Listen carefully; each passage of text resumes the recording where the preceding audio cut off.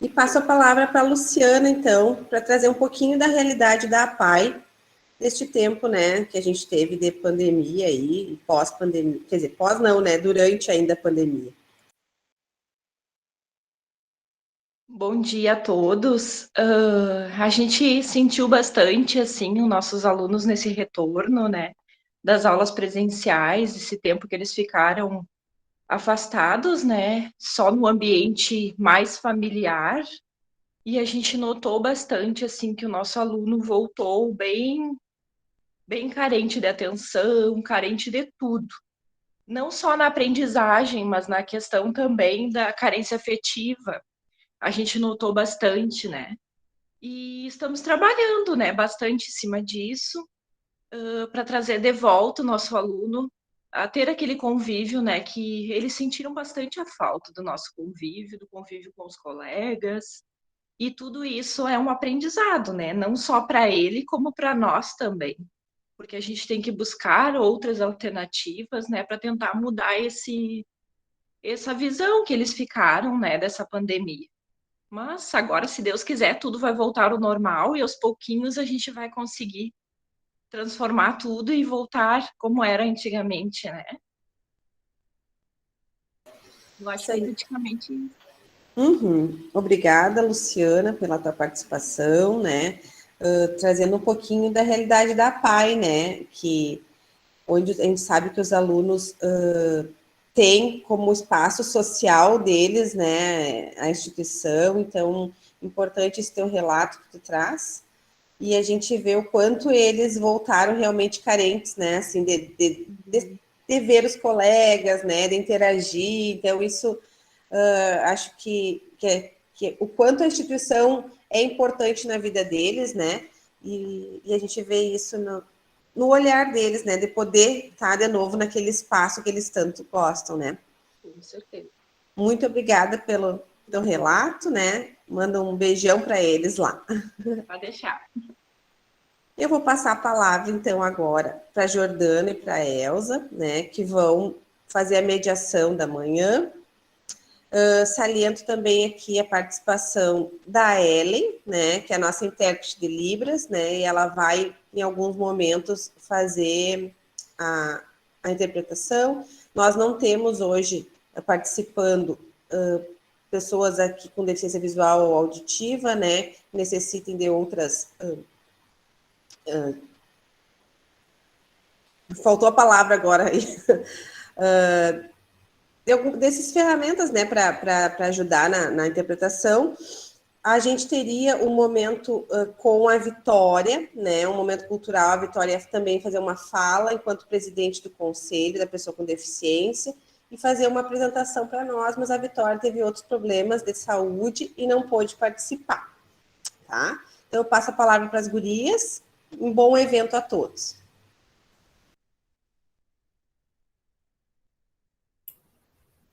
Bom dia a todos, então, né? Sejam todas bem-vindas. Como a Roberta colocou, nosso segundo ciclo de palestras, e a intenção é que a gente possa conversar, né? Trocar ideias, ouvir experiências. E então, assim, a gente gostaria de fazer alguns combinados, né? Acredito que não vai ser necessário fechar a câmera por causa da conexão, por enquanto está tranquilo. Só nós vamos pedir que mantenham, né, os microfones fechados. Aqui embaixo a gente tem essa ferramenta de levantar a mãozinha, né? Quando alguém quiser falar, se alguém quiser fazer alguma pergunta no meio da fala, pode levantar a mãozinha que a gente vai conduzindo. E quem se sentir mais à vontade e preferir falar por meio do chat, pode usar o chat, né, para escrever alguma dúvida, alguma questão.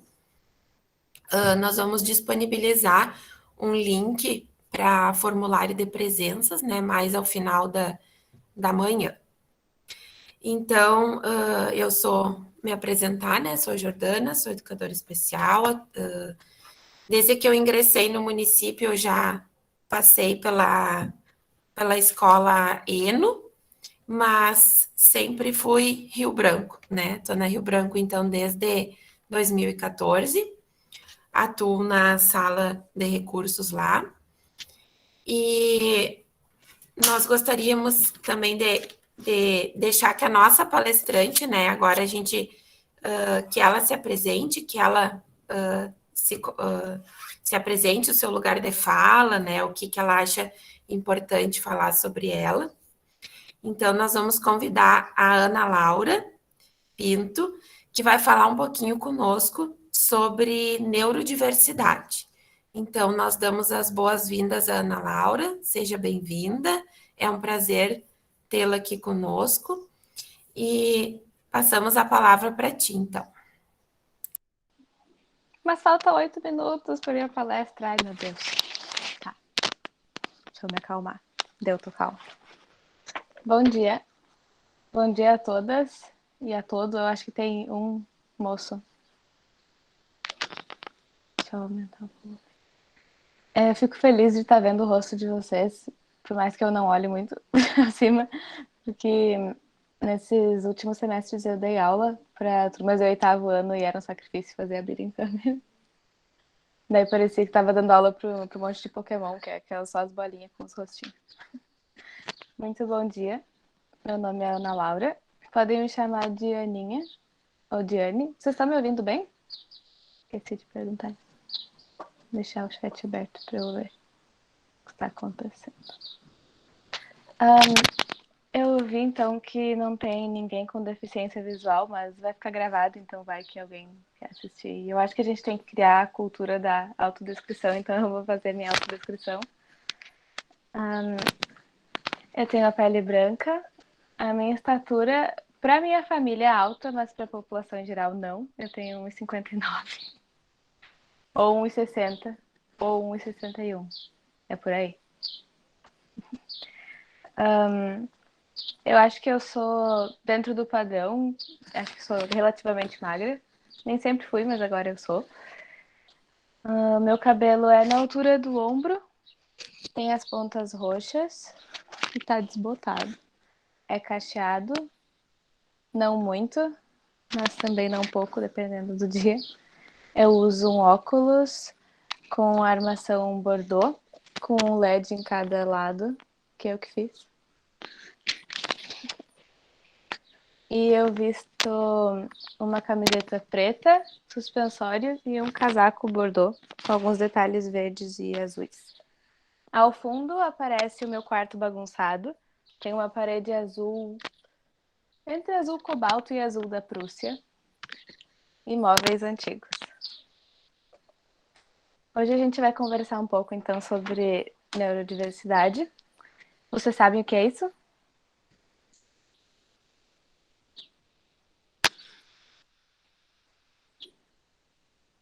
Alguém sabe o que é neurodiversidade?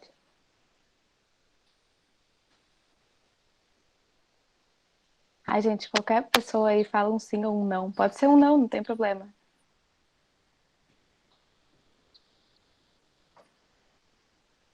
Tá, então eu vou ler a mente de vocês, já que ninguém vai falar. Pera só um segundo.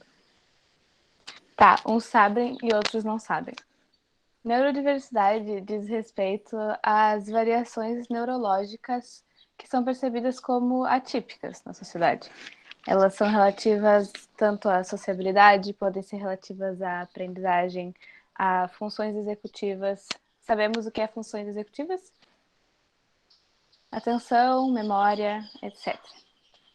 Então, o conceito de neurodiversidade, ele surge a partir de o que a gente chama de uma teoria marginal. O que é uma teoria marginal?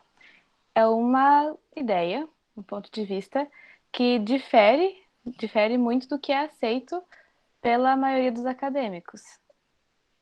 Por quê? Porque a neurodiversidade, a teoria da neurodiversidade, a cultura da neurodiversidade, ela se contrapõe ao modelo médico da deficiência e traz a atenção para o modelo social da deficiência. O que a gente quer dizer com isso? Que a gente sai de perceber as pessoas neurodivergentes enquanto pessoas com inerentemente patologias e traz a sociabilidade e as restrições, as barreiras sociais, como o fator que maior restringe as pessoas com deficiência. A gente também sabe por que a gente fala pessoas com deficiência e não portadores de deficiência ou algo assim? Sabemos? Então tá. Ninguém tá falando sim ou não, mas tô vendo isso aqui, então Tá valendo. A neurodiversidade, então, diz respeito a pessoas com distúrbio da fala, transtorno do espectro autista, que é o meu caso. Eu tenho transtorno do espectro autista e altas habilidades. E estou em investigação para TDAH. TDAH também está incluso. Dislexia.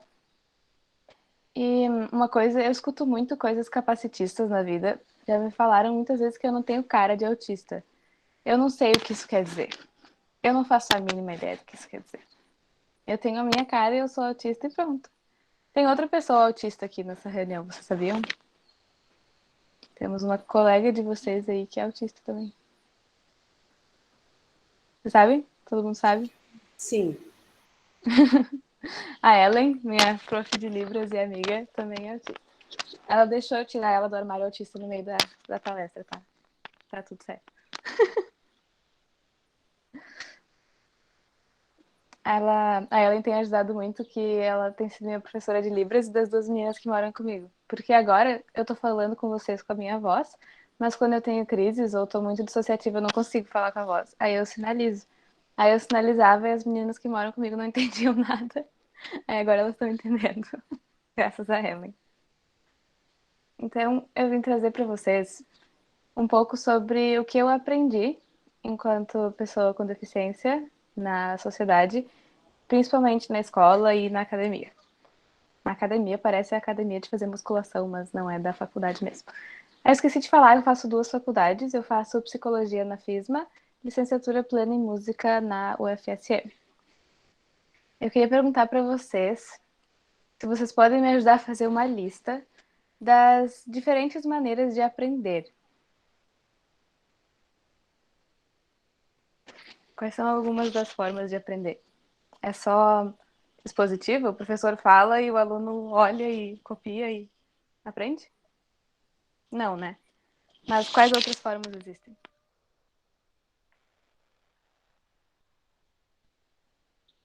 Por que vocês não respondem, gente? É medo, é vergonha, é insegurança, é o quê? Uma forma de aprender, eu acho que é a visual, tu olhando, tu observando. Sim, eu tenho um exemplo muito bom para isso. A minha mãe foi visitar uma escola de pedagogia Waldorf, aquela pedagogia criada por Rudolf Steiner, que é um filósofo alemão. E ela viu que lá as pessoas, principalmente as crianças, eram incentivadas a criar tudo do zero, assim. Então, o que eles tinham de material era giz, caneta, coisas diferentes, assim, e coloridas. E os cadernos não eram cadernos menores e com linhas, eram cadernos grandes de folha A3 vazia. Então, a minha mãe fez para mim esse caderno. Eu só pegou um bloco de folha A3 e encadernou. E como eu sou uma pessoa que aprende muito visualmente, eu tive espaço, era o espaço da mesa inteira, para criar e colorir e fazer as coisas de um jeito que fizesse sentido para mim. Porque se aquilo que a gente está aprendendo não faz sentido pra gente, a gente não está de fato aprendendo, eu acho. No AEE, o atendimento educacional especializado, que eu faço na UFSM, que eu fui aprender a estudar. Porque na escola eu só conhecia isso de copiar e ler e decorar. E eu via que aquilo não fazia sentido, mas eu não sabia exatamente como fazer diferente. Então aqui tenho listas, porque eu adoro listas, sobre estilos de aprendizagem, por exemplo. Eu tenho um apreço especial por leitura, jogos pedagógicos ou de estratégia, mas também existem discussões, programas de computador, estudo individual, monitoria com colegas, em duplas, em grupos grandes, em grupos pequenos, vídeos interativos, trabalhos manuais, performance, dança, música, liderança, multimídia. Enfim, existem várias maneiras de aprender. Também existem várias maneiras de pensar, certo? A Cássia chegou. Oi, Cássia. É a minha professora atual do EE, da UFSM. E daí a internet dela caiu e ela saiu. Triste. Como foi minha identificação enquanto TEA e ARAS? Tá, vou chegar lá. Sobre estilos de pensamento. Eu pensava também que só existia o jeito que os Agora meus sim. colegas... Oi, Ana! Oi, Cássia. Ela é minha prof do EE. Eu tô tão feliz de ver a Cássia e a Ellen aqui, porque daí eu tenho referências que eu conheço e não fico com tanto medo. Na minha lista de estilos de pensamento, eu tenho planejar, coreografar, elaborar, desenhos e projetos, criar, compor, inventar. Daí, quando eu percebi que existia mesmo vários jeitos de pensar, vários jeitos de aprender, vários jeitos de se expressar, eu vi que não estava errado fazer do jeito que eu faço. Fazer tudo colorido e gostar de usar lápis de cor depois de ser adulta, porque tem gente que já me zoou até por causa disso. Coisa mais estranha, zoar alguém porque ela gosta de se organizar do seu próprio jeito. Jordana, tu quer que eu fale agora sobre isso que tu colocou no chat? A hora que tu achar melhor, eu só acho interessante tu compartilhar pra gente entender um pouquinho. Tá. Eu vou falar agora pra eu não esquecer. Eu só fui ter diagnóstico no papel com 18 anos. Primeiro de altas habilidades, depois de transtorno do espectro autista. Então, na escola, chamavam os meus pais seguido por coisas que hoje em dia eu vejo que eram relativas a isso. Mas era muito estranho porque era uma escola renomada, eu estudei em escola particular e falavam para os meus pais problemas, por exemplo, ela fica lendo livros de filosofia. Esse era o problema. Depois era, ela caminha muito rápido. Depois era, ela não fala. Aí depois era um problema, gente, que eu andava de mão dada com uma amiga minha. E daí também é um problema. Eu não entendo por que chamaram os meus pais em nenhuma dessas coisas. Outros problemas era porque eu levantava, porque eu me balançava na cadeira e atrapalhava os outros. E como é estranho que eles esperam que adolescentes ou até crianças fiquem sentados por 4 horas prestando atenção em algo, sendo que a gente tem essa capacidade de concentração por só uns de 20 a 40 minutos, eu acho, se a gente não levantar e se regular. Levantar, se balançar na cadeira, mexer com esses tipos de estratégias de autorregulação, são coisas que fazem bem para todo mundo, não só para pessoas neurodivergentes. Se você levantar, esticar o corpo, o seu sangue vai circular melhor, você possivelmente, automaticamente vai se sentir melhor. A menos que você tenha vertigem de posição, aí se você levantar rápido, você tonteia. Mas enfim. Então, muito foi visto na minha escola como problema algumas estratégias que eu usava para me autorregular. Por quê? Porque meus colegas não faziam isso. Então, era estranho. E se é estranho, é ruim. Eu nunca entendi essa lógica, continuo não entendendo e continuo achando que eu não tenho que entender, porque ela não faz muito sentido. Então, na escola, eu só arrumei problemas por ser do jeito que eu sou. E eu só era elogiada quando tinha alguma coisa para fazer que ninguém mais sabia fazer. Por exemplo, vai ter uma apresentação e a gente precisa de alguém que toque violão. A gente precisa de alguém que toque piano. A gente precisa de alguém que edite vídeo. Aí, nesses momentos, eu era importante. Mas era importante por 20 minutos, né? Quando começava a apresentação até terminar. Então, foi uma época muito difícil. Eu sei que a escola é um local de formação, mas para mim, particularmente, foi de formação de traumas. Não foi, não foi nada fácil. Depois que eu saí da escola e tive os diagnósticos, que foi com neuropsicólogo, psiquiatra, psicóloga, demorou meses de testagens e mais testagens, porque eu sei que hoje em dia a gente não precisa mais necessariamente aplicar testes de coeficiência intelectual ou verbal para diagnosticar as habilidades, mas comigo foi assim. Então foram umas 10, de 8 a 10 sessões de testes atrás de testes. Assim, tinha testes de memória e vocabulário em que o profissional me falava uma lista de coisas e cronometrava e eu tinha todo aquele tempo para falar, para repetir tudo que ele tinha falado. Então eu saía de lá com os olhos assim, cansada. Mas depois que eu tive o diagnóstico, eu fiquei naquela coisa de o que eu vou fazer com isso? O que muda, o que não muda? Na universidade, eu conversei com uma professora, porque como eu curso uma licenciatura, eu tive a disciplina de Fundamentos da Educação Especial.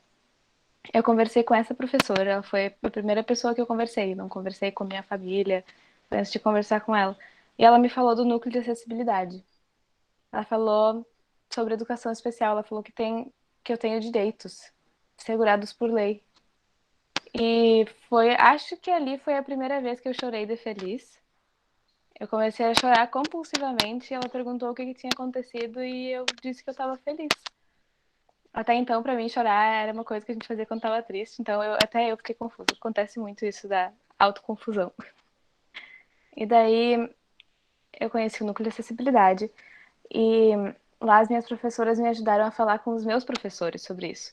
Porque eles me viam no canto ali me balançando, mas eles não sabiam do meu diagnóstico, então muitos reagiram de um jeito estranho, como quem diz, ela não precisou de nenhuma adaptação até agora e tá aí, veio na aula, tá ali no canto dela, então não precisa de nada. E isso era uma ideia muito errada, porque até então eu vivia com gastrite nervosa, eu vivia com crises de fibromialgia, e hoje em dia, com adaptações muito simples, por exemplo, os professores deixarem eu sentar no chão, deixarem eu ficar desenhando enquanto eu estou aprendendo, a vida mudou para melhor, assim. Então, além das adaptações, que não é um favor, né? É um direito. Uma coisa que mudou muito depois do meu diagnóstico foi o jeito que eu me vejo. Por exemplo, eu me culpava muito, muito, muito por não entender coisas de interação social, por não gostar de ir em festa, por não gostar de beijar pessoas, porque na minha idade os meus pais achavam um absurdo que eu não saía, não fazia nada assim com as outras pessoas. E eu não entendia por que existia aquela cobrança, mas eu via que todas as outras pessoas saíam, todas as outras pessoas falavam alto, riam alto, iam no mercado, não ficavam nervosas com aquele monte de luz e aquele monte de barulho. Então, muito me foi dito que meu problema era que eu era imatura, eu era frágil.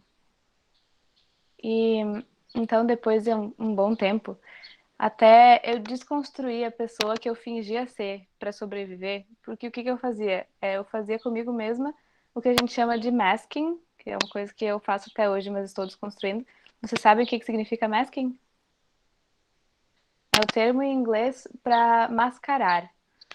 É muito comum, principalmente em mulheres no espectro autista, é comprovado, inclusive, que mulheres têm maior capacidade de masking do que homens no espectro. Então, o que a gente faz? Tem até um documentário no YouTube que nos chama de camaleoas, porque a gente consegue esconder traços autísticos, mas isso vem a um custo muito alto. É que nem ficar segurando um espirro ou ficar segurando uma coisa pesada com uma mão aqui. Tem uma hora que tu não vai aguentar mais. É extremamente desconfortável. Então, o que eu fazia para sobreviver nessas aulas? Eu sentava nas minhas mãos para não me balançar. Porque quando eu me balançava, ou em casa ou na escola, ou as pessoas me imitavam, ou me zoavam, ou falavam que era estranho, ou não sei. Eu nunca entendi por que reclamavam. Era eu que estava balançando as mãos, não era elas, mas reclamavam da mesma maneira. Então, a minha visão sobre mim mesma passou de uma coisa extremamente negativa e a minha autoestima subiu assim, tipo, tá tudo bem ser quem eu sou, tá tudo bem ser do jeito que eu sou. Eu não tenho culpa de nada porque não tem nada errado comigo. Então, isso que eu falei logo que eu comecei a minha fala, que tira a gente desse modelo médico da deficiência e traz para o modelo social, é uma coisa que eu tomo muito como verdade para mim, que é, de fato, as barreiras sociais são a parte mais difícil. Porque não tem nada errado comigo, não tem nada que eu tenha que consertar. Bom, tem o fato de eu ter asma, mas isso é outra coisa. Eu não mudaria o fato de eu ser autista, eu não mudaria o fato de eu ter altas habilidades. Eu mudaria o fato que muitas pessoas me tratam de um jeito muito estranho. Tem até pessoas que tentam elogiar e acabam fazendo isso de uma maneira extremamente capacitista. Sabemos o que é capacitismo? Ana, Ana Laura, eu acho importante tu falar sobre o capacitismo, porque a gente que está dentro da educação especial, a gente sabe, mas de repente os professores da rede ainda é um termo novo. Acho que é importante a tua fala. Uhum. Tá bem. Todos os termos, assim, que não são muito conhecidos, eu tô perguntando, sabemos o que é, porque vai que não sabem, né? Porque são coisas novas e alguns não são nem em português. Mas se eu passar por algum que eu não parar e perguntar, a gente sabe o que é isso, vocês podem me mandar no chat ou abrir o microfone e me avisar que eu volto e explico. Capacitismo é, então, a discriminação de pessoas com deficiência em razão da sua deficiência. E isso pode vir de jeitos que são muito óbvios, por exemplo, você fala, tal aluno tem deficiência intelectual. E alguém comenta, eu já vi isso acontecer. Isso aí não aprende, então. Que ideia mais errada, que a pessoa não aprende, então. Você nem conhece a pessoa, você não sabe o nome da pessoa. Você pega e fala, ela não aprende por causa de uma característica que ela tem, que é a deficiência intelectual. Ou pode vir de maneiras que não são tão óbvias, mas são tão problemáticas quanto. Por exemplo, uma vez uma moça foi me elogiar e falou, nossa, que exemplo de superação que tu é. Quem diria que chegaria onde chegou? Por que eu não chegaria onde eu cheguei? Por que não esperam que uma pessoa autista esteja na universidade? Já aconteceu de eu estar no aeroporto, aí uma amiga que estava comigo explicar lá para a moça pra funcionária lá, ela é autista, então talvez precise de ajuda para fazer tal coisa. E ela, mas ela parece bem inteligente. Por que por ser autista eu não posso ser inteligente? Aí a minha amiga já ficou furiosa e falou, sim, ela sabe cantar em 25 idiomas, eu não sei o que. Eu já tive que pegar minha amiga e levar ela pra fora, assim, falar, calma. Também tem aquelas ideias que nos tiram da característica de pessoa humana e nos colocam numa coisa imaculada, por exemplo, todos os autistas são anjos, todos os autistas não têm sexualidade, não sabem mentir, são puros e angelicais. Vocês percebem a problemática nisso? Eu sou uma pessoa, eu não sei mentir muito bem, mas eu tenho amigas que são autistas e que sabem mentir. Não quer dizer, que a gente tende a ser muito mais literal, não ter um simbólico tão expandido quanto as pessoas típicas, mas isso não quer dizer, não tem como fazer esse tipo de generalização. Acho que a única generalização que dá para fazer é que todos os autistas são diferentes, assim como todas as pessoas.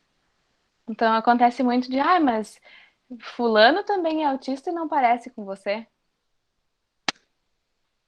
Fulano também é vegetariano e não parece comigo. Fulano também é professor e não parece comigo. A gente é diferente. Deixa eu ler o que a Jordana colocou ali no chat.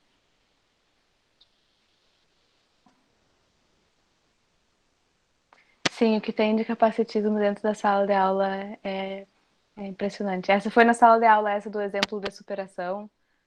E já ouvi também, mas tu parece bem inteligente. Ou isso é frescura.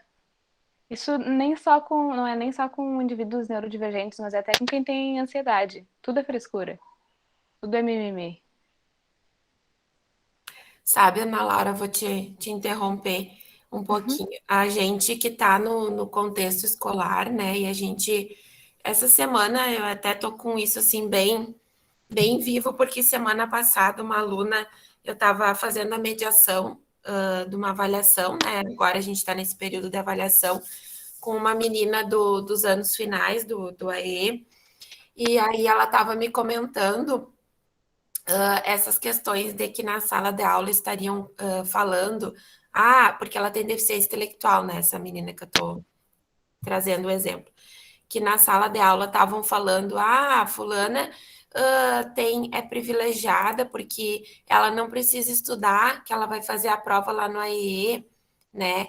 Então, essa ideia, essas questões, assim, que vão surgindo, que é muito importante, assim, que os professores saibam conduzir dentro da sala de aula, né?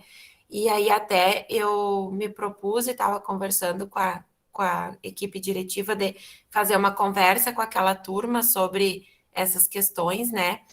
E a gente vê, assim, que em diferentes momentos a gente pode trabalhar essas temáticas, tanto de neurodiversidade como capacitismo. Agora as escolas têm também, né, a disciplina de projeto de vida, que eu acho que é uma disciplina bem importante para a gente pensar essas questões, né? E a nossa prof lá, trago o exemplo lá da minha escola, ela faz a prof. Josi, não sei se ela está aí, ela faz umas abordagens muito interessantes na aula dela de projeto de vida, trazendo essas questões da diferença, da acessibilidade.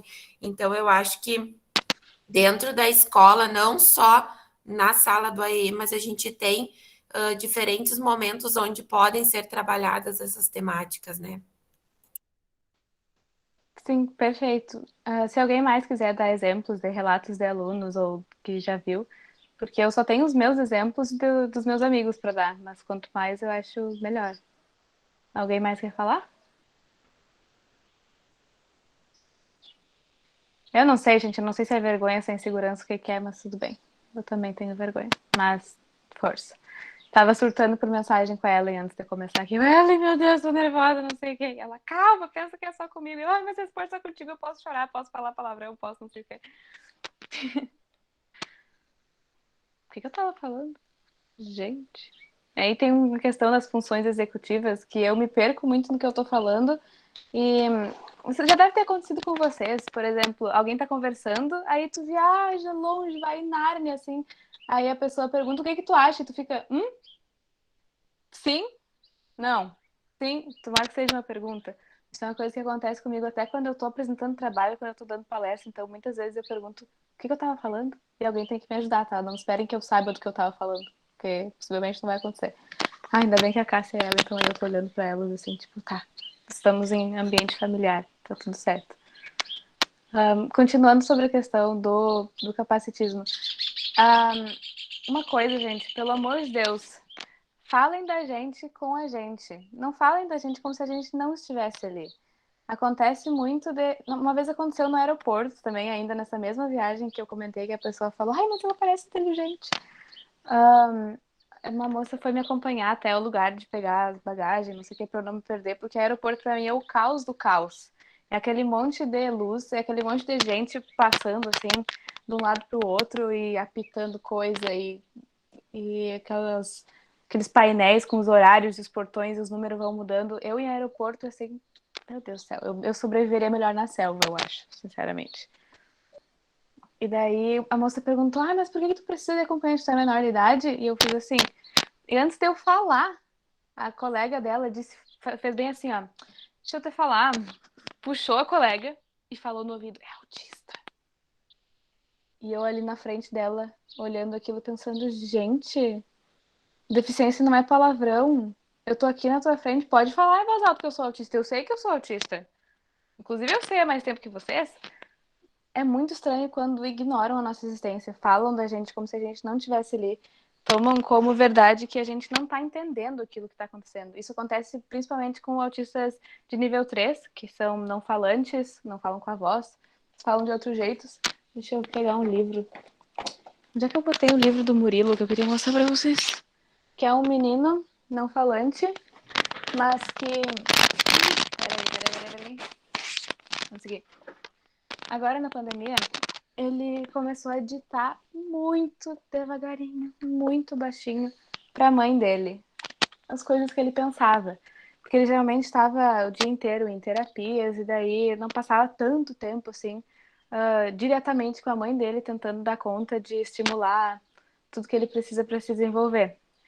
E esse é um dos livros que ele escreveu. Ele não sei se ele é de Santa Catarina, mas ele tem 13 anos e ele já escreveu 2 livros, então, que ele ditou para a mãe dele e ela digitou.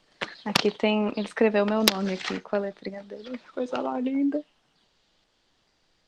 Tem o outro livro dele, eu também tenho, mas eu emprestei para uma professora.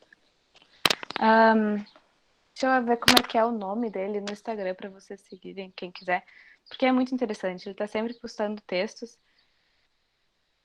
e ele relata isso, que as pessoas acham que a gente não tá ouvindo, fingem que a gente não tá ali. Pensa o quão estranho seria se tu fosse em algum lugar e alguém olhasse pra amiga que tá contigo, ou sei lá, pra algum parente que tá contigo e não falasse contigo. Falasse como se tu não tivesse ali. Eu coloquei no chat o arroba dele no Instagram. Então, às vezes eu preciso de ajuda pra conversar.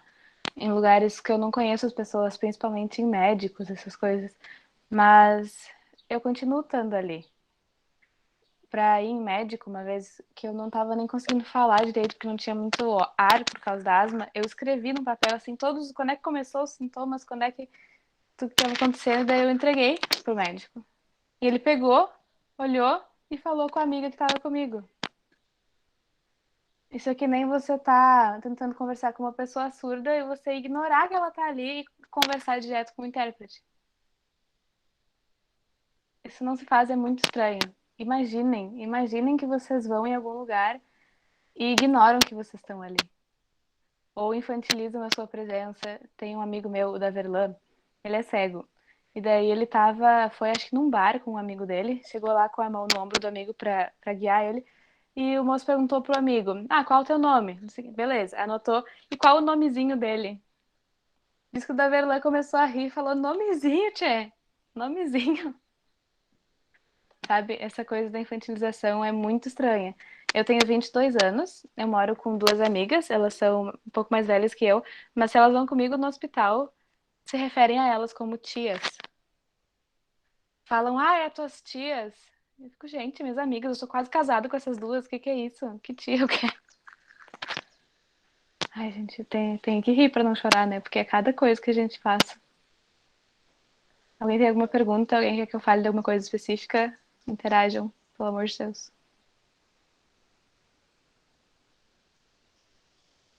Eu acho que outra coisa interessante, né, pensando no nosso público aqui que nos escuta, que é professores, é falar também um pouquinho dessas tecnologias assistivas, né, que às vezes as pessoas têm uma ideia de que são recursos muito caros e muito, né, de difícil acesso. Claro que existem esses também, mas da tua vivência até tu pode compartilhar que seriam interessantes, né, para a utilização no contexto escolar. Falando da minha vivência própria, eu sou muito privilegiada nesse quesito, porque, por exemplo, eu tenho um tablet, esse negócio que custa caro pra caramba. E daí eu uso um aplicativo nele, quando eu não consigo falar, em que eu vou clicando nos botões e ele fala em voz alta pra mim. Mas só que isso tem como fazer, como comunicação alternativa ou suplementar ou aumentativa, depende do contexto, com figuras. Você pode fazer com figuras, plastificar, colocar um velcro atrás, e daí numa pasta você coloca outra parte do velcro e você vai colando para mostrar a ordem. Porque, por exemplo, para pessoas que são muito visuais, isso ajuda muito a entender o que está acontecendo. Às vezes, para gente que tem o pensamento mais rígido, uma pequena mudança de rotina que a gente não está vendo, ou que alguém muda a ordem das coisas que a gente está fazendo sem nos avisar, é algo que desestabiliza completamente. Então, se acontecer isso com algum estudante de vocês, de se desestabilizar completamente, claro que é importante buscar a causa da crise para tentar evitar da próxima vez. Mas na hora, tentem ficar calmos, não entrar em desespero e ver a pessoa que está ali como outra pessoa. É uma pessoa. Não é o aluno que grita, o aluno que atrapalha, o aluno que se mexe. É outra pessoa. Então é muito importante estar ali com esse olhar de acolhimento. Vocês já ouviram esse discurso de que aquele ali não dá, aquele ali é impossível? Muitas vezes é um aluno que simplesmente sobra energia no corpo da pessoa. A gente pensa rápido demais e daí precisa levantar da cadeira, precisa se mexer. Quem é que disse que não pode aprender caminhando? Eu gosto de aprender caminhando pelo quarto. Então, tá tudo bem, tá tudo bem. Ainda sobre essas tecnologias, não só o que é uma tecnologia? Não precisa ser um tablet. Uma tecnologia pode ser, por exemplo, eu consigo pegar o lápis assim, mas tem gente que não consegue. Então, uma tecnologia seria colocar um elástico ou usar um daqueles grips que ajuda a pessoa a segurar. Isso pode ser uma tecnologia, não precisa ser um tablet, não precisa ser um aplicativo. Tem uma outra tecnologia que eu gosto muito, que é a Ellen, que são os sinais em libras, que é algo assim impressionante como eu consigo me comunicar muito melhor sinalizando quando eu tô em momentos de estresse. Quando eu tô bem, eu consigo me comunicar em libras e falando ao mesmo tempo, eu consigo trocar de idiomas, mas em outros momentos não. Às vezes a tecnologia é você colocar mais figuras no livro ou na apresentação de slide, ou para a pessoa ter o que visualizar quando se lembrar do conteúdo. Porque se for só palavra atrás de palavra, e a gente não associar, é muito difícil. Jordana, tu quer falar de alguma tecnologia específica?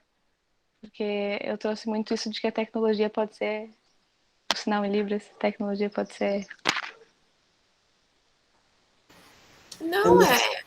Eu me atravessei aqui, Jo, mas eu acho que a Ana Laura traz muito da vivência e muito importante isso, que quando a gente pensa, claro que ela está falando enquanto pessoa, né, com autismo, mas o quanto isso também ajuda outras formas de aprendizagem, né, Ana Laura? Porque cada pessoa tem uma forma de aprender, né?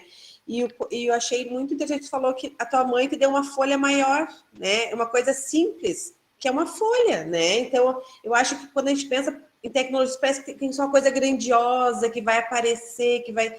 E não, são mudanças, às vezes, simples, que facilitam para que aquela pessoa possa se expressar e ter essa aprendizagem melhor, né? Desculpe que eu me atravessei na tua frente, Jô. Não, mas era isso que eu ia falar, que a gente às vezes pensa que precisa de muitos e muitos recursos, né? E muitas vezes são questões até mesmo de uma acessibilidade atitudinal, né? Em sala de aula. Então, como tu relatou ali, agora a gente tem, claro que nem todos os autistas, a gente sabe que existem níveis de autismo e cada um é um, né? E nem todos têm altas habilidades também, né? Como é o teu caso, mas é um público bastante crescente nas escolas, né? A gente tem recebido uma demanda bem grande de alunos em avaliação e outros já com laudo mesmo de autismo. E a gente sabe que, enquanto escola, a gente precisa de uma série de adaptações e e de reflexões mesmo para tentar acolher essa diversidade, né? E são questões assim que a gente vai um pouco da sensibilidade também, né? Da gente adequar, como tu colocou ali, tu te sentia bem sentada, às vezes, no chão para realizar uma atividade, então por que não sentar no chão para realizar aquela atividade, né? E muitas vezes é uma atividade que pode ser realizada no chão por toda a turma, não só pela criança com autismo. Então, são essas questões, assim, que a gente tenta ilustrar, né, para os profs, que às vezes se sentem um pouco perdidos, né, em como agir, né, em sala de aula, quando tem essa demanda mais específica, né. Sim, eu vou fazer um adendo antes de voltar sobre o que tu estava falando, Jordana, que é que eu coloquei um link de um vídeo meu que tá no YouTube, que esse link ele tá como não listado, então só quem tem o link consegue ver esse vídeo, porque eu não terminei de ajeitar as legendas, daí não tá público ainda. Mas até essa semana eu não tinha parado para conversar com a minha turma. E às vezes é muito importante conversar com a turma para não ter essa ideia errada de que fulana não precisa estudar, fulana é privilegiada, sendo que é um direito, né? É um direito. Nesse vídeo, eu falo sobre estratégias de comunicação em Libras para pessoas no espectro, em que eu mostro vários sinais que eu uso, converso um pouco sobre, e quem me ensinou a maioria dos sinais e quem me ajuda com tudo isso é a Ellen. Eu vou elogiar a Ellen mais uma vez, eu vou elogiar mais umas 5 até o final da apresentação. Sim, sobre níveis, eu queria elencar uma coisa. Antigamente, a gente elencava níveis de severidade no autismo. Então, era autista leve, autista moderado e autista severo. Hoje em dia não é mais assim. Uma, porque isso dava a ideia de que o severo é muito severo, é um caso perdido. Eu via muito isso de que, não, mas é autista também, mas é severo. Como quem diz, não tem o que fazer. Isso é uma ideia super errada. E que o leve não precisa de nenhum suporte. Então, hoje em dia, a gente divide autismo em níveis de suporte. Nível 1, que é o meu, precisa de algum suporte. Nível 2 precisa de mais suporte. E nível 3, suporte substancial. Então, isso nos tira da ideia de que o autismo é uma coisa reta, assim, que aqui é menos autista e quanto mais severo é mais autista. E nos lembra que é um espectro, que uma pessoa autista pode ter menos habilidades de interação social e mais habilidades de inteligência sinestésica corporal. Outra pessoa autista pode ter mais habilidade nas interações e ter dificuldade para abotoar a camiseta. Tem muitas pessoas que veem as dificuldades como algo linear. Então, assim, se eu sou uma pessoa que dirige, eu não posso ser uma pessoa que tem dificuldade em outras coisas que são básicas. Mas isso é uma mentira. Porque, por exemplo, eu sei cantar em 25 idiomas, mas eu não sei arrumar o cabelo direito sozinha. Eu não consigo pentear o cabelo sozinha. Eu não consigo. Eu sou muito ruim em abrir embalagens. Eu tento abrir embalagens, eu corto os dedos, eu não consigo abrir, eu só me frustro. Quando eu consigo abrir o negócio, sabe quando puxa assim e daí faz... Isso sou eu abrindo embalagens. Eu cortando as unhas. Gente, é um desastre. Eu arranco fora muito mais do que deveria. São alguns detalhes de motricidade fina, assim, que eu ainda não consigo administrar. E que como eu não sinto a dor de estar cortando mais do que deveria ou menos, quando eu vejo está tudo sangrando e é sempre assim. Eu tive que fazer uma lista de coisas, tipo, não cortar as unhas quando está tonta. Porque eu tenho hipoglicemia reativa e em seguida eu começo a estudar e esqueço de comer. Fico hipoglicêmica, fico tonta e não percebo. Então, algumas dificuldades e outras, as pessoas tentam anular elas, como quem diz, mas se tu não tem dificuldade nessa área, tu também não vai ter nessa área. Isso não é verdade, gente. Cada pessoa é uma pessoa. Que nem vocês, vai ter gente que não tem medo de altura e vai ter gente que tem medo de altura. Alguém que tem medo de altura? Eu não tenho medo de altura. E a outra pessoa tem medo de altura. É assim, as pessoas são diferentes. O que colocaram ali no chat? Estou amando sua fala. Amada.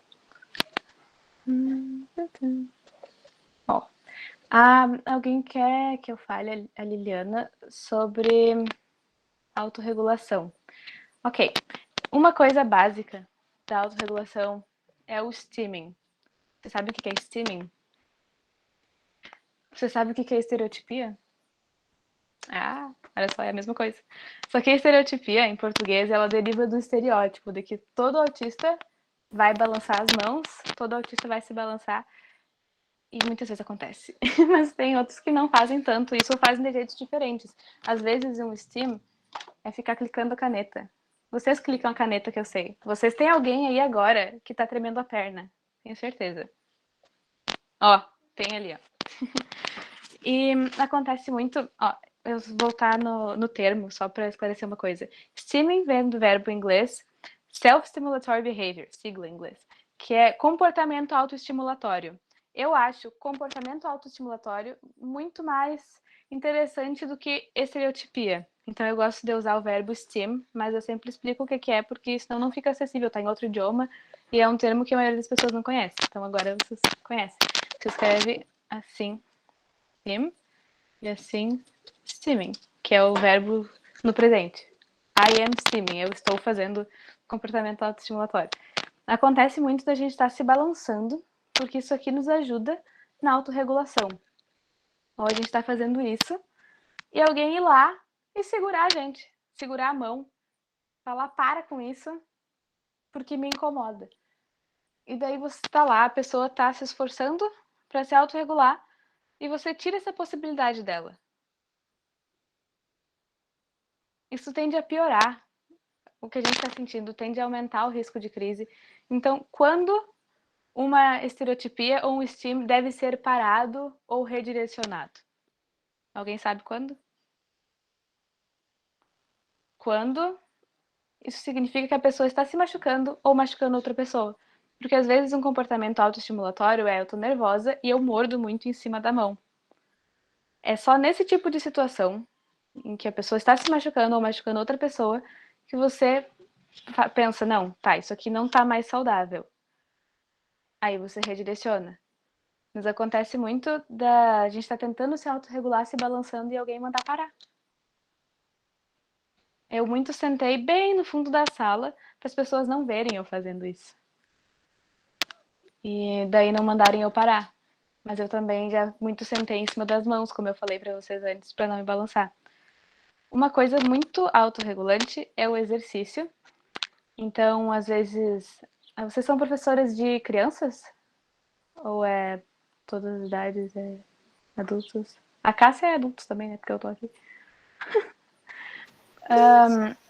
Ana Laura, só para ter contextualizar, são professores da rede municipal do CCPE, do primeiro, educação infantil, primeiro ao 9º ano, tá? Daí é a faixa etária que os professores atuam. Alguns estão em outras redes, daí talvez tenham alunos adultos, mas um pouco mais velhos. Certo. Então, coisas que a gente pode fazer para autorregulação sem nenhum instrumento desses, ou o que que tem? Eu tenho até fósseis aqui, que eu fico girando fóssil na mão. Eu sou muito boa em achar fósseis. Eu tenho hiperfoco em fósseis. Só que você não precisa desse tipo de coisa para ficar mexendo na mão. Pode ser uma moeda, tá? Pode ser um botão, pode ser qualquer coisa. Coisas que não precisa disso. Exercício. Seu aluno está muito nervoso, tira ele da sala para ele se acalmar, porque se estiver muito barulhento dentro da sala, aí você tira para diminuir os estímulos. Senão não tem por que tá tirando o aluno dentro da sala, bota fora da sala, dentro da sala o tempo inteiro também. Ou às vezes a pessoa não está se sentindo bem porque tem muito barulho, você pode pedir para os outros, pessoal, vamos falar um pouco mais baixo. Ou porque tem muita luz. Agora, nas salas que eu tô acostumada, tem uma luz, você liga e desliga. Mas na sala que eu tô agora, na FISMA, que é uma sala gigante, tem fileiras de luz. E daí, nas primeiras aulas, eu ficava assim, ó. Não dava pra mim aquilo. Eu não conseguia prestar atenção por causa do tanto de luz que tinha. E daí vinha aquela coisa de, mas que estranho, só eu me incomodo com isso. Bom, mas tudo bem, meu cérebro processa as coisas diferentes. Assim como o cérebro das pessoas processa as coisas diferentes. Então a professora começou a apagar uma das fileiras de luz que dava bem em cima de mim. Pronto, resolvido. Tô muito melhor na sala de aula. Às vezes, Peraí. Às vezes você tem que ser criativo com os recursos que você tem para ajudar nas estratégias de autorregulação e para mostrar que é possível criar suas próprias estratégias, porque as minhas estratégias devem ser diferentes das de vocês para se autorregular em diversas situações. Uma das coisas que eu uso é isso aqui. Inspira, expira. Inspira, expira. Então, tem muitos desenhos assim, coisas que você faz, eu fiz isso aqui em segundos, que você pode ensinar para os seus estudantes, porque não espere que uma criança de 6 anos, não espere que um adulto que não conseguiu parar para pensar em estratégias, ou que ninguém explicou, saiba estratégias. Às vezes a gente tem que pegar pela mão uma pessoa da minha idade e falar, olha, tenta fazer tal coisa. Tu conhece a estratégia do cheira a florzinha e sopra a velhinha? Vocês conhecem essa? Ó, cheira a florzinha, sopra a velhinha. É incrível como a respiração faz diferença. Às vezes o seu estudante é uma daquelas pessoas que, assim como eu, quando está em crise, precisa sentir pressão no corpo para se acalmar. Vocês já perceberam que vocês abraçam uma pessoa, aí vocês ficam naquele abraço por um tempo, e daí em algum momento vocês fazem assim, relaxa naquele abraço. Isso acontece muito porque o nosso tecido epitelial, ele tem receptores que, quando pressionados, quando ocorre bastante pressão, eles levam uma mensagem para o cérebro de deprimir o sistema nervoso. Então, num abraço forte, para mim, tem aquela sensação de quando a mamãe gato pega o bebê gato por aqui e fica assim.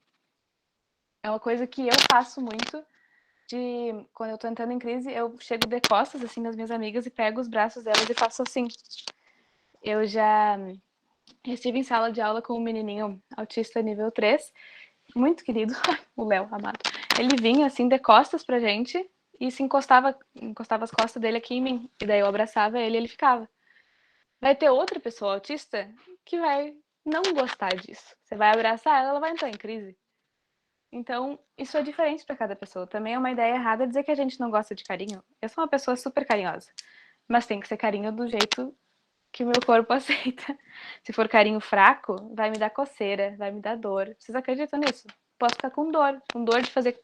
Eu não vou nem fazer porque me dá um troço, mas carinho fraco, assim, principalmente no antebraço, me dá um troço ruim.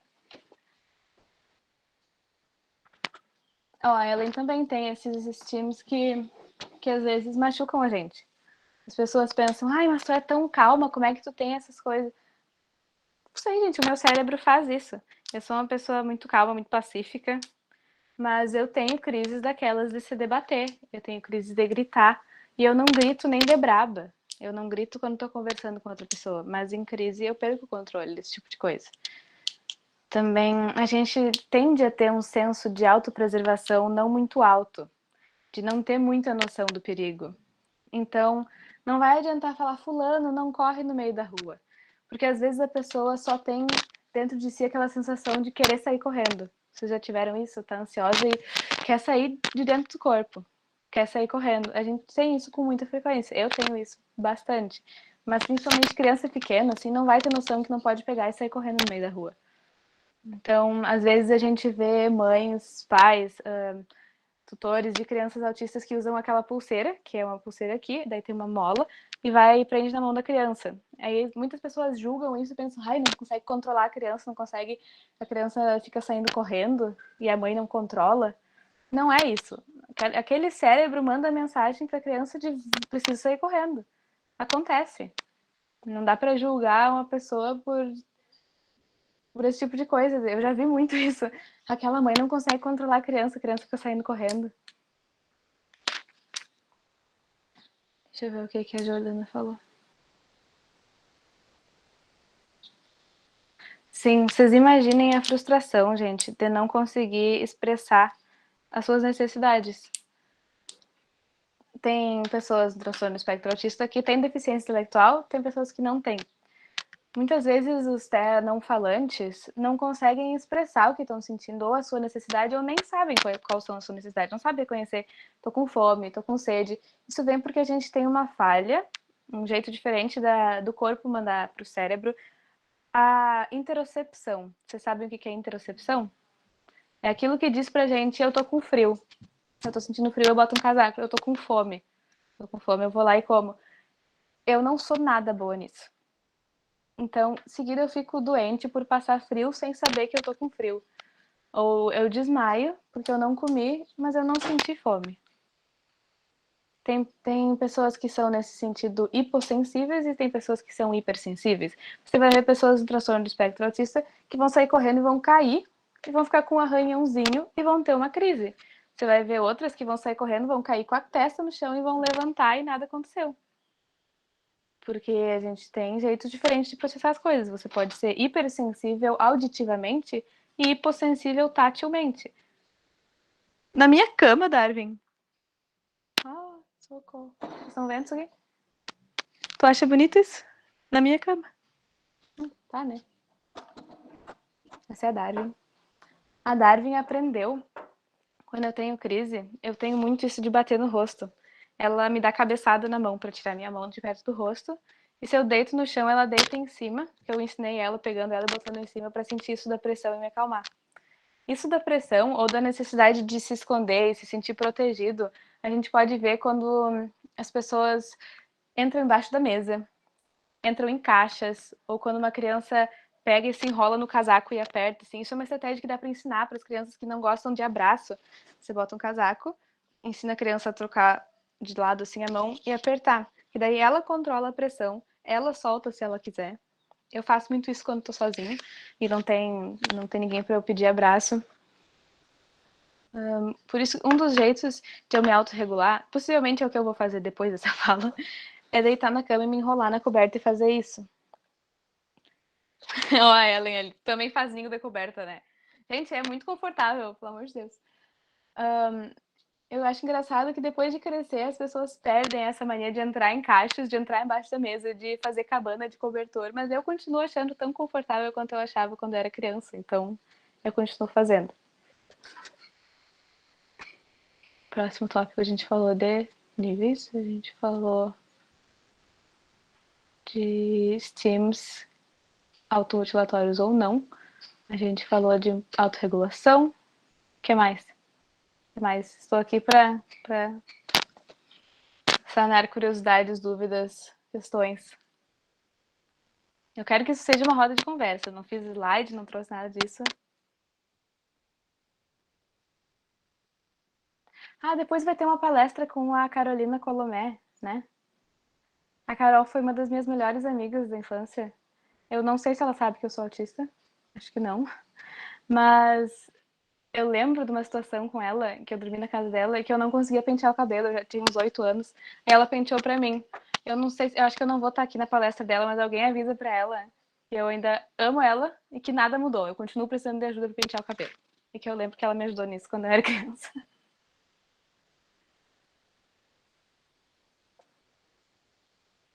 Tá, expliquei interocepção. Tá, o que mais? Que mais? Temos 15 minutos. Eu gostaria assim, que tu falasse, Ana Laura, um pouquinho do suporte da família para ti, assim, o quanto isso porque de repente, né, a gente sabe que famílias que conseguem dar um suporte maior, famílias que têm mais dificuldade, né, e o quanto isso, às vezes, também pode ser difícil para a pessoa, né? Tá. A minha família de sangue, eles reagiram muito mal ao meu diagnóstico, invalidaram, assim, me falaram que, desde que tu é criança, falam pra gente de levar em psicólogo, levar não sei o quê, mas a gente não levou. Meus pais me levaram para resolver questões específicas. Por exemplo, me levaram quando eu tinha 1 ano porque eu não comia. Aí me levaram na fono anos depois porque ou eu ficava de boca aberta, assim, olhando para um canto e não falava nada, ou eu falava muito rápido quando eu falava. Então eles foram resolver coisas que, assim, eram problemas para os outros. Mas não necessariamente para mim. Eu não me incomodava de ficar com a boca aberta olhando para os cantos e nem de falar muito rápido. Inclusive, eu tô tentando não fazer isso, mas é difícil, porque o meu cérebro processa as coisas numa velocidade, assim, que eu não sei como que eu vivo. Mas, enfim. Então, com a minha família de sangue, eu não pude contar com isso. Então, o que eu trato como família hoje? Eu tenho a minha família de sangue, eu amo eles, mas a gente não se acerta nesse quesito. Então, a minha família que me dá esse apoio é a Renata e a Gica, as gurias que moram comigo. Eu moro com essas 2 amigas, 3 galinhas que a gente adotou, 3 gatos e a minha cachorra que está na minha cama. Bom, é a cama dela, né? Ela tem a bondade de deixar eu dormir ali. E como mudou a minha vida quando eu passei a ter as minhas necessidades acolhidas. Por exemplo, eu e as gurias, a gente dividia o quarto. E eu tinha a rotina estruturada de deitar e dormir às 9 da noite e acordar às 4 da manhã, plena, feliz da vida. Eu sou aquela pessoa que acorda cedíssimo cantando, tocando pandeiro. E daí era muito incompatível com elas que queriam ficar conversando até dormir. E daí numa dessas eu pensei, meu Deus, eu me mudei umas 5 ou 6 vezes nos últimos 2 anos. Eu vou ter que sair daqui de novo, porque não tá dando. Daí eu falei para elas, gurias, eu não consigo, eu preciso de mais tempo sozinha, eu preciso me regular. E daí, quando elas foram num canto conversar, eu já pensei, pronto, vou morar na Dona Zilda, que é minha vizinha aqui do lado.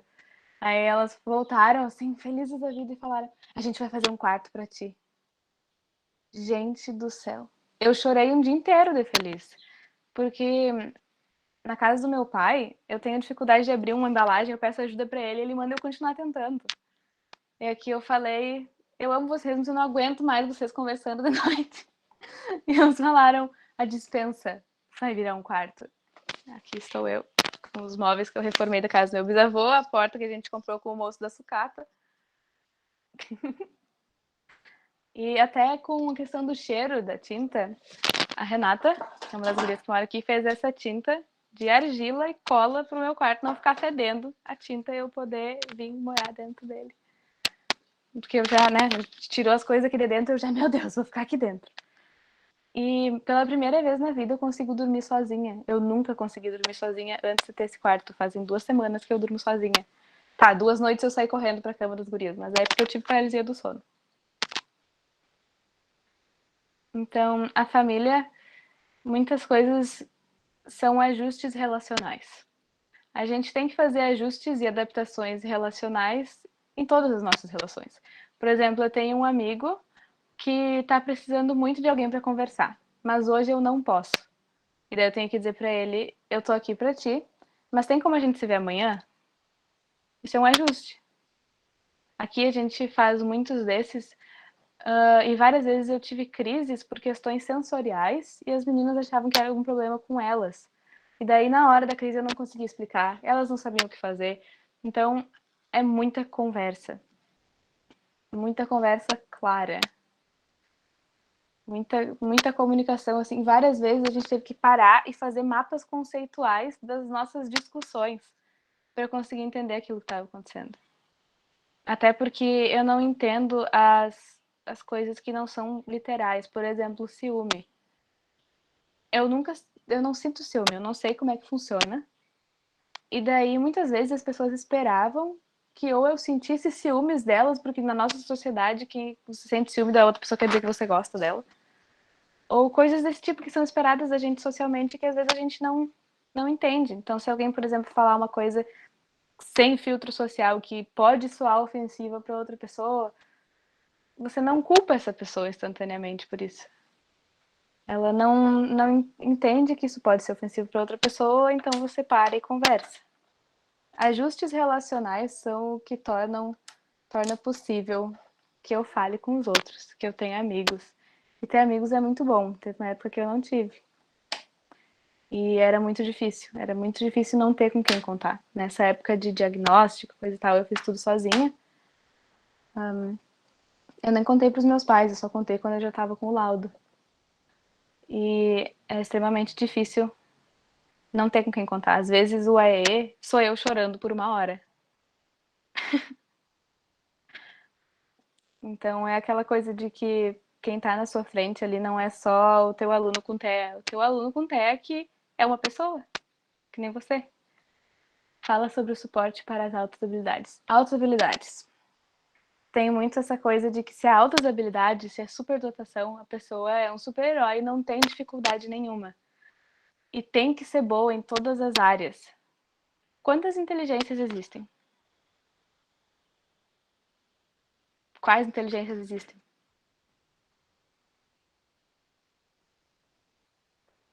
7, Cássia? Por aí, né? Ou mais. Lógico, matemática, musical, interpessoal, intrapessoal. Sim, gente, inteligência interpessoal. Entender o outro. Intrapessoal, entender a si. Isso é uma inteligência tão válida quanto a lógico-matemática. Isso é valorizado na escola? A inteligência emocional é valorizada como as outras? Por que será? Não faço a mínima ideia, porque devia ser. Linguística, retórica, existencial. Enfim, a questão é, existe muito mais. Existe muito mais do que a gente está acostumado. Então, uma pessoa com altas habilidades pode não ter habilidade acima da média em lógico-matemática, mas pode ter em inteligência sinestésico-corporal. Aí uma pessoa que é muito boa em capoeira e uma pessoa que faz cálculos mentais. As duas têm altas habilidades e são diferentes. E é isso mesmo. Então, a pessoa pode ter habilidade acima da média em algumas áreas. Você sabe o que caracteriza as altas habilidades? Vocês conhecem a teoria dos anéis do Renzulli dos 3 anéis? Me ajuda aí, Cássia. É os 3 anéis, habilidade acima da média, comprometimento com a tarefa. A terceira, eu nunca sei se é criatividade ou liderança. Criatividade. Criatividade. Isso. Habilidade Então, também... comprometimento com a tarefa e criatividade. Isso. Então, também tem uma questão que é praticamente de personalidade, que é o comprometimento com a tarefa, que eu acho muito interessante.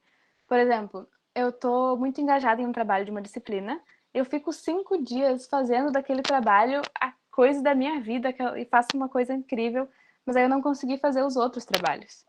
E o que acaba contando não é que eu fiz um trabalho muito bom e que eu me interessei, que eu corri atrás. Eu acho essa expressão muito engraçada, corri atrás, porque daí parece que eu saí correndo atrás do trabalho. Daquilo que eu fiz e sim o número de trabalhos que eu fiz, porque eles têm prazo. Isso do prazo é uma coisa que me dificulta a vida. Mas às vezes se não tem prazo a gente não faz a coisa, né? Então tem que equilibrar muito bem. Isso não vale só para as crianças, a gente lida com prazos. Eu sei que vocês já escreveram um artigo um dia antes de enviar. Eu também. Então, o quão difícil pode ser para alguém 20 anos mais novo que a gente lidar com... Ai, tinha 3 tarefas para fazer, mas eu queria subir em cima da árvore e comer bergamota naquela tarde.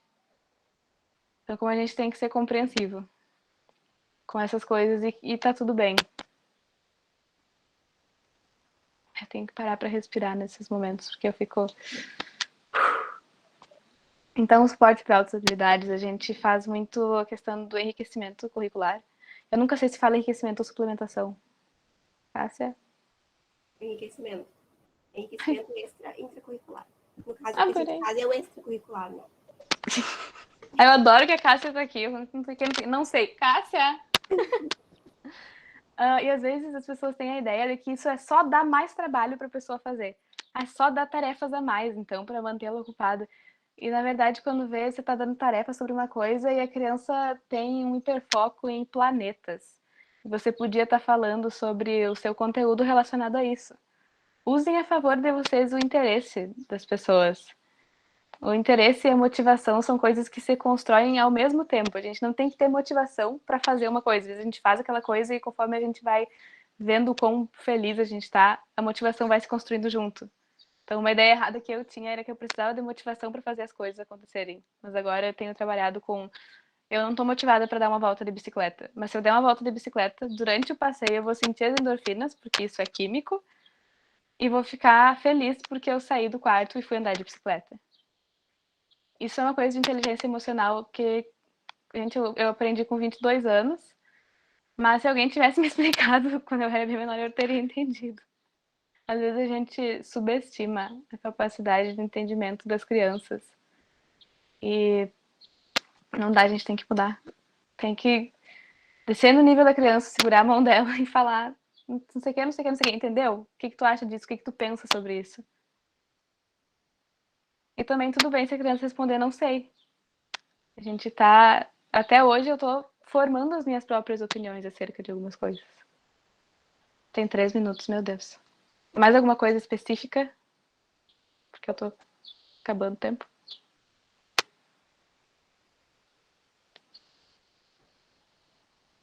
Tô sofrendo com a questão das altas habilidades porque eu quero estudar uma disciplina ou algo fora da faculdade que não é o que está sendo cobrado na faculdade. E daí, ou eu acho um jeito de fazer um link com o que tá ligado, um link com o que eu tô aprendendo na faculdade, ou as coisas não funcionam. Então é bem difícil essa questão às vezes. E às vezes o professor não é receptivo a trabalhos alternativos. Gente, trabalho não é só escrever e entregar. Pode ser explicar, pode ser explicar para o colega, pode ser fazer um mapa conceitual, pode ser fazer um desenho. Porque às vezes você tem as ideias, mas você ainda não consegue conectar. Se você fizer um mapa conceitual e conversar com alguém sobre, você consegue conectar o que está escrito ali.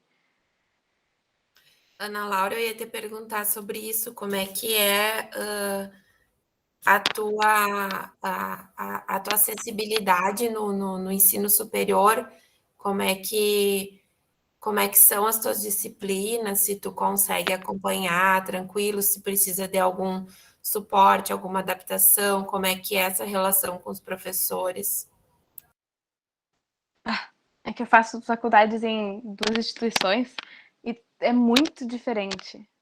Numa delas, eu posso entregar trabalhos que podem ser feitos por meio de podcast.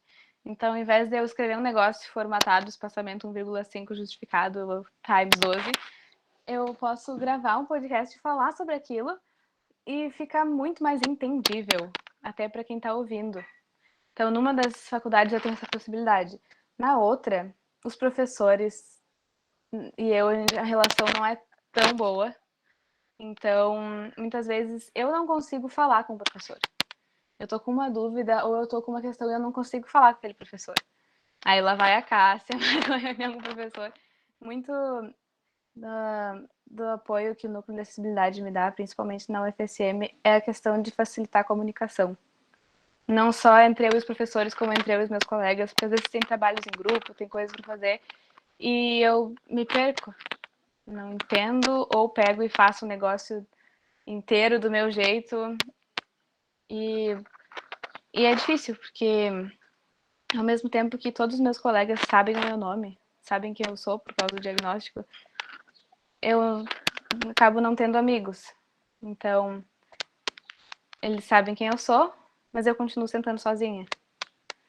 Todo mundo sabe que eu sei que eu sou faixa preta em 2 artes marciais e acham isso o máximo e falam do quão talentosa eu sou, mas eu vou fazer o trabalho sozinha de novo.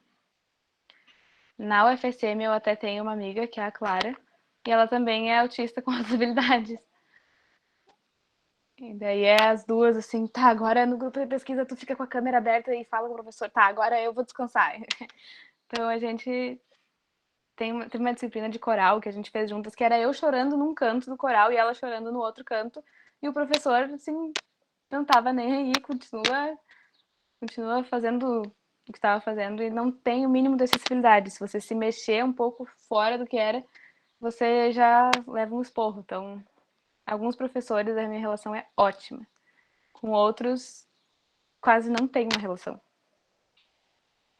Muitas disciplinas eu teria desistido, não teria feito, se não fosse o núcleo de acessibilidade dar esse apoio, sabe? E o outro apoio que é da organização.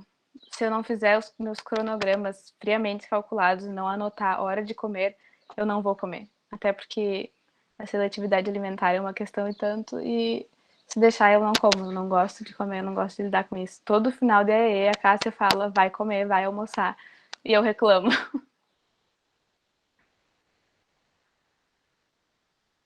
E na outra instituição que eu faço psicologia, antes eu fazia em outra, agora eu fui para FISM.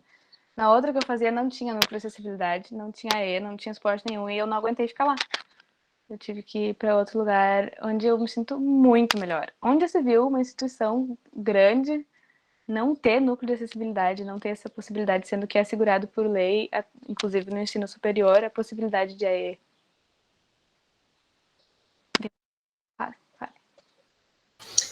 Eu ia perguntar justamente isso, Ana Laura, no sentido assim, ó, de como foi a tua na escola e tudo, se a inclusão para ti ela ficava só no AEE ou se os professores tu sentia também esse engajamento com a tua permanência e sucesso na tua vida escolar. Isso que eu ia te perguntar. Na escola não teve isso, porque como se eu não tinha diagnóstico, eu só... Foi péssimo. No ensino superior, tá tendo em algumas disciplinas, tipo assim, o professor avisa, gente, depois que fulano apresentar o trabalho, vamos bater palma assim, livres. E não vamos fazer aquela barulheira. Um colega se ligou nisso pela primeira vez na semana passada, e eu fiquei, meu Deus, obrigada. E a professora falou, como é que tu não tinha me avisado? E eu achei que fosse óbvio, que se eu não gosto de barulho alto, palmas me assustam. Então, agora, só agora, que eu mudei de instituição na psicologia, que eu tenho diagnóstico há anos, tá acontecendo alguma coisa. E alguns professores se engajam, uns 3, e os outros 8 que eu tenho, não sei. Eu sei que eles têm muita coisa para fazer, mas não sei. Não sei o que acontece. Às vezes mandam muito núcleo de acessibilidade, manda e-mail falando que eu preciso de alguma coisa, ou de suplementação curricular, ou que para eu fazer algum trabalho de forma alternativa e os professores não respondem.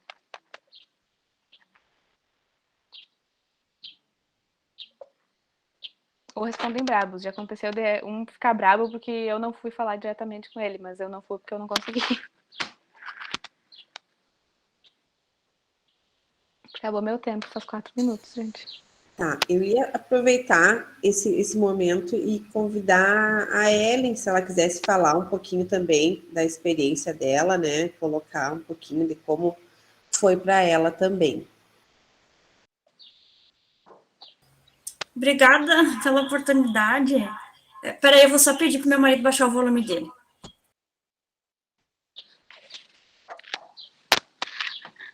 Tá. É que aqui são 2 profs, né, na mesma casa, e aí eu tava ouvindo o dele junto e percebi que tava aquele eco, aquela reverberação do som, tava me irritando. Eu tive o diagnóstico tardio, e eu não sei se todos os colegas sabiam desse diagnóstico, sabiam que eu fiz esse processo de investigação. Eu comecei a compartilhar bastante nas redes sociais, depois que eu já estava mais do meio, assim, do processo de diagnóstico para o fim, porque no início eu tinha até aquela sensação, assim, de, eu estou descobrindo só agora, com 27 anos, né, quando eu estava descobrindo, agora eu tenho 28. Aí eu estava com aquela sensação, então eu não sou tão autista quanto aquela criança que teve o diagnóstico lá na infância. Eu acho que as pessoas não vão entender o teu diagnóstico somente agora na fase adulta. Vai parecer que não era tão sério, não é tão complicado, porque se ela viveu até agora sem esse diagnóstico, é porque não faz diferença na vida, e na verdade faz toda a diferença, né? A Ana Laura também não teve um diagnóstico precoce, né? Embora teve mais cedo que eu. mas tem muita questão relacionada a um sexismo até, porque o diagnóstico padrão está muito pautado nas características do autismo masculino. Não que eu esteja aqui dividindo o que é ser feminino e o que é ser masculino, não é isso. Mas existem características mais comuns em meninos e menos comum em meninas autistas. Não que tenha uma regra e uma linha que divida perfeitamente essas dimensões, né? Algumas características são comuns, algumas são muito diferentes, às vezes até opostas, né?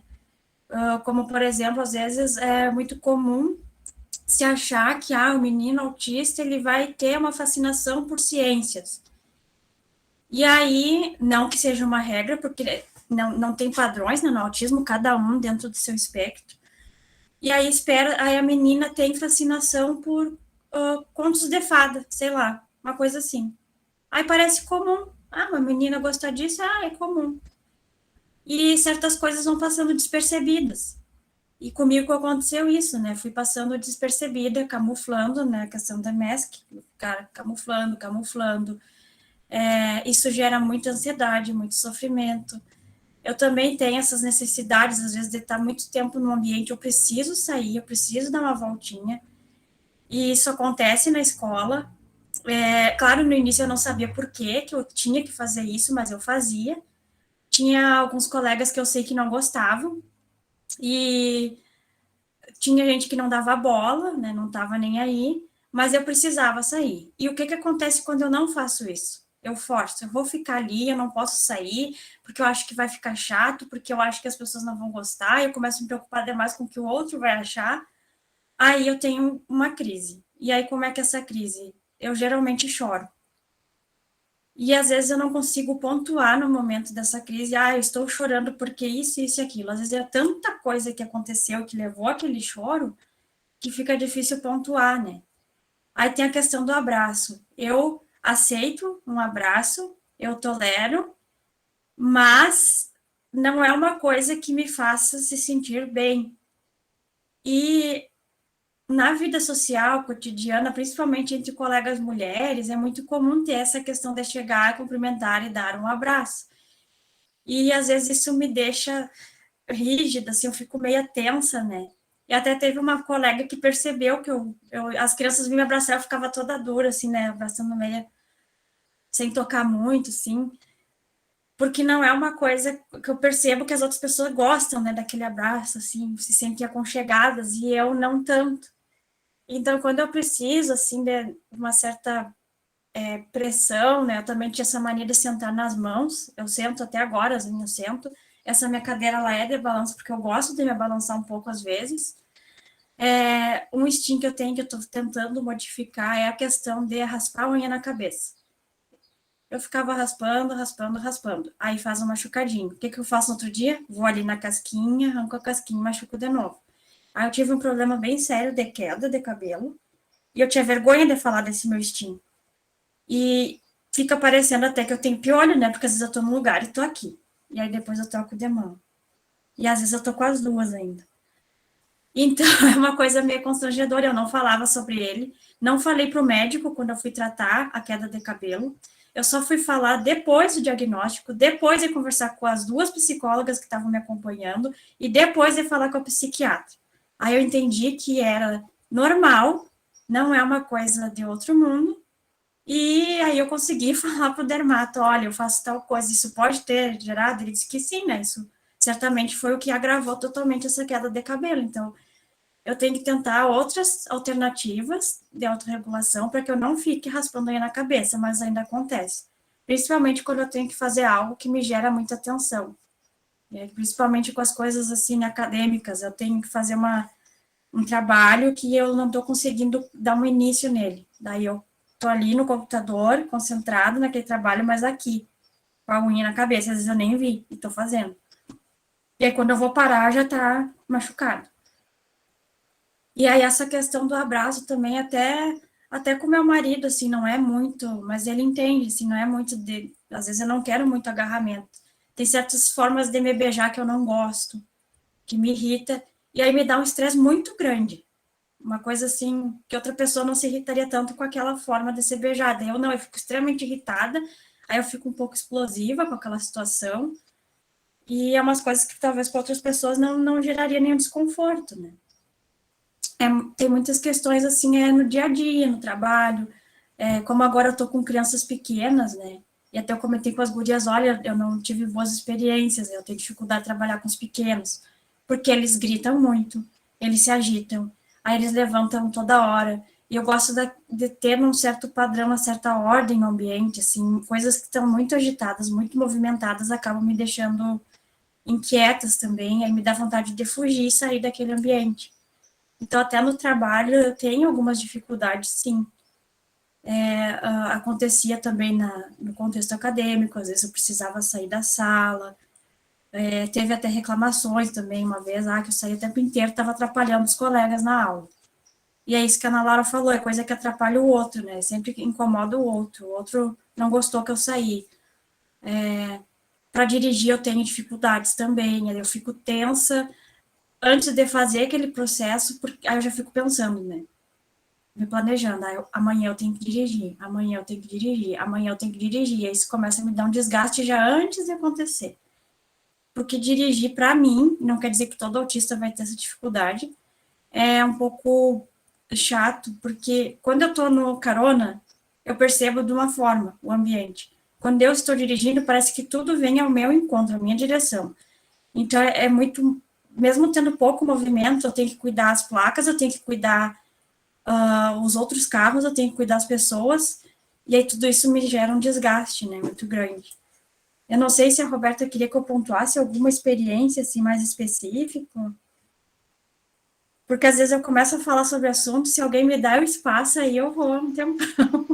Não, eu acho que é isso mesmo, Alice, trazer a tua experiência, né, para a gente ter esse ciclo mesmo de conversa, e até para Ana Laura também, né, ficar bem tranquila, né, que a gente está, não é aquela questão eu acho que é de não falar, é que a gente realmente queria ouvir vocês, e eu acho que é isso que os colegas ficaram tão quietinhos, mas é muito bom, assim, esse espaço de fala para vocês, né, eu acho que é muito importante a gente ouvir, né, e como a Ana Laura bem colocou, né, deixar que a pessoa fale, não a gente falar por vocês.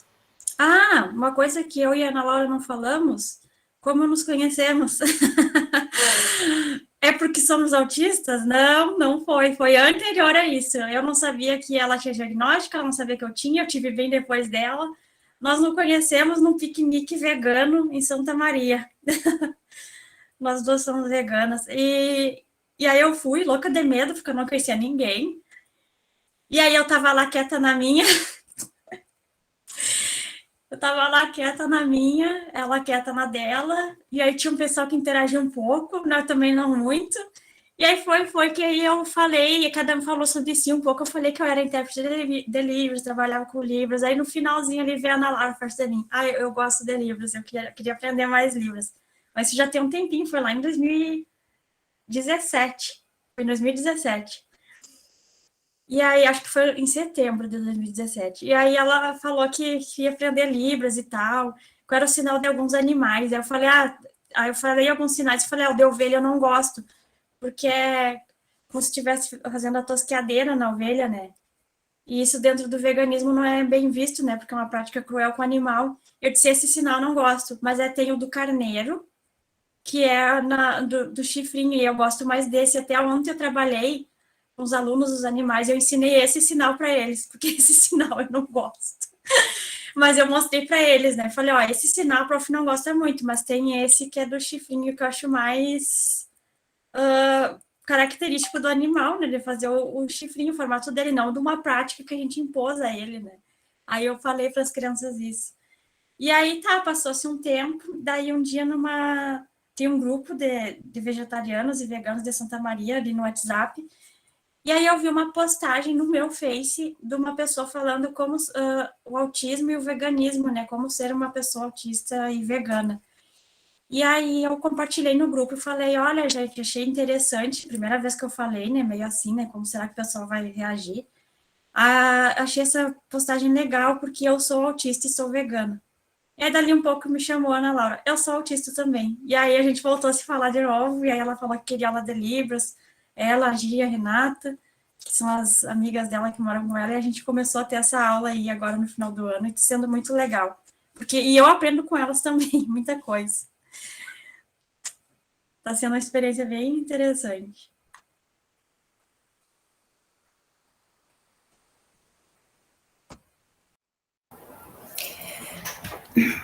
Posso falar um pouquinho, Roberta?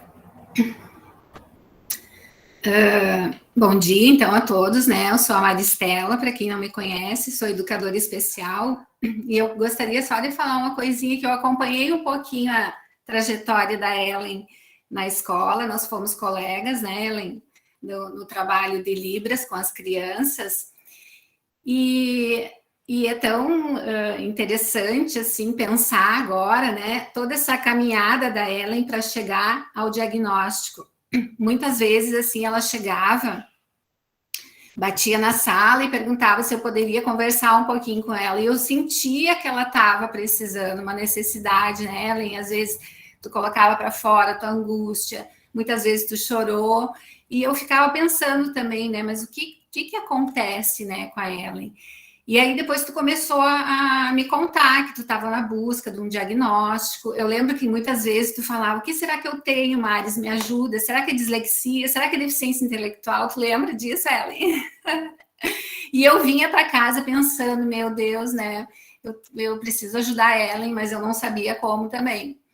E aí, quando tu começou a investigação, eu fiquei muito feliz, né? E hoje eu percebo, assim, ó, que tu está feliz, né, com o teu diagnóstico, porque tu parece que tirou um peso, assim, agora tu sabe realmente o que tu, né, o que tu tens, né, que é o transtorno. Então, tu sabe como lidar com isso, tu está aprendendo a lidar, as pessoas estão te conhecendo, as pessoas estão compreendendo o teu modo de ser, agir e pensar.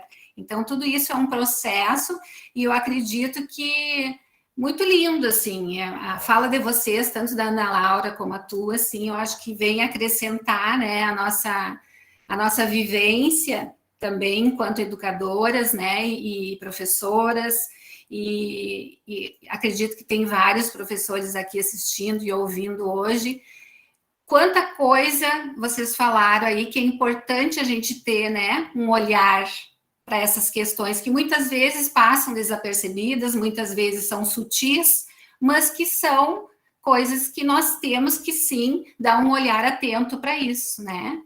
Então é muito bacana o trabalho, né? Essa fala de vocês, o que vocês vêm conquistando, evoluindo, superando, né? E, então, parabéns. Fico muito feliz por ti, Ellen. Ana Laura também, uma fala maravilhosa. Tá? Muito obrigada.